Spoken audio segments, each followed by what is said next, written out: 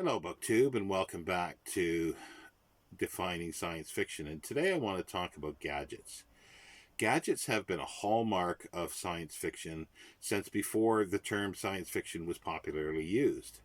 Now, I did an earlier episode about Edisonade fiction, where we have a teenage inventor inventing, in other words, a gadget of some sort. Now, it's not just to Edisonade that the gadgets are. A lot of science fiction is gadget related. Time Machine, H.G. Wells, the inventor creates a gadget, a time machine.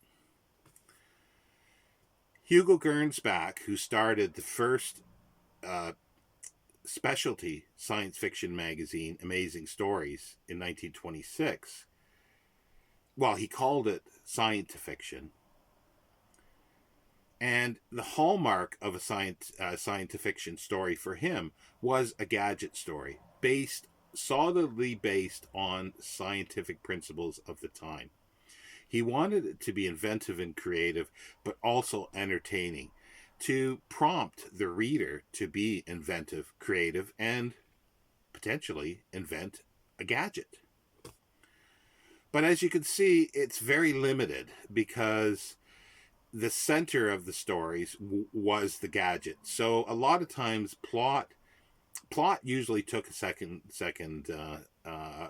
place, and characterization, well, if there was any characterization, it was very thin. So soon writers thankfully broke out of this and began to explore other areas of science fiction and super science, space opera, and then, well, that's another story as it goes on. But these early stories of Hugo Gernsback are quite interesting because they are the birth. It's the first time one editor and one person was trying to guide and shape what they thought this new genre of science fiction was going to be, even though, as I say, he called it science fiction, which later in the late 20s became science fiction as we know it, the term.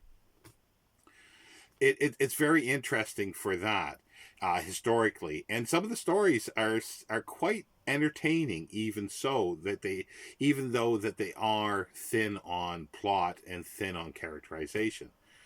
They're worth reading if you're interested in the early days of specialty science fiction magazines.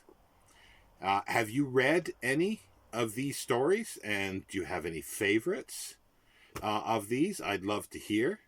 And would you I pose a question, because these stories are based on science, extrapolated science of the time, and needed and is very, very centered on the science and the gadget, would they not be hard science fiction? An interesting question there, I think.